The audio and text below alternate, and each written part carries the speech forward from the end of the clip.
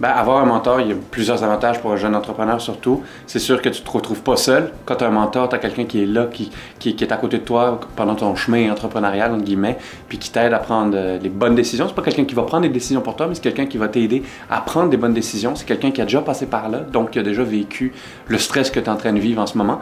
Donc partager cette solitude, entre guillemets, avec quelqu'un d'autre, ben, c'est toujours un avantage inestimable.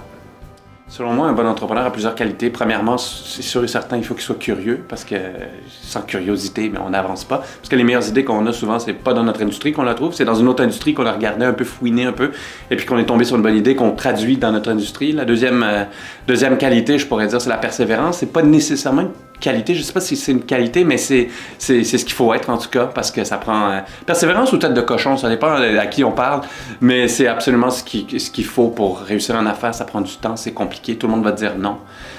Troisième point de vue, ben c'est sûr que je crois que c'est vraiment... faut être un généraliste. Je crois que c'est beaucoup plus important d'être un généraliste qu'un spécialiste. Moi, pour ma part, en tout cas, je préfère savoir 1% de 100 sujets différents que 100% d'un seul sujet. Et puis ensuite, ben, je pourrais dire qu'il faut oser. Oser, c'est pas une qualité, mais il faut le faire quand même aussi. Oser avoir le courage de faire son idée, parce que tout le monde a des idées, mais c'est rare le monde qui les font. Donc, voilà. C'est sûr et certain qu'avoir des partenaires, des collaborateurs, quand tu te lances en affaires, c'est important. Pourquoi? Parce que ça va être longtemps. Et puis, vivre ça tout seul, c'est beaucoup plus difficile que vivre ça en équipe. On parle toujours de l'importance d'avoir des partenaires complémentaires. C'est sûr qu'on ne veut pas s'entourer de n'importe qui. Il faut vraiment que les forces de l'un soient les faiblesses de l'autre et vice-versa. Mais comme dans le sport, comme dans un couple, comme à l'école ou un travail d'école, ben, c'est sûr que c'est en équipe qu'on va réussir. C'est jamais seul. C'est impossible un entrepreneur qui réussit seul. C'est pas vrai s'il vous le dit, croyez-moi. C'est qu'il y a une équipe tout autour de lui, qu'elle soit silencieuse ou pas, qui l'aide à atteindre son objectif. Donc souvent, on est à la recherche d'investisseurs ou de partenaires pour nous aider dans tout ça. Moi, je donnerais un seul truc, un seul et unique truc qui est mondial. Le premier produit qu'un entrepreneur, que tous les entrepreneurs vendent, c'est lui-même.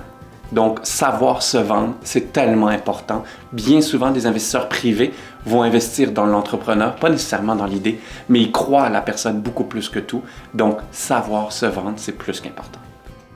Comment choisir un bon mentor? Ça, c'est la question qui tue. C'est la question qu'on me pose très souvent.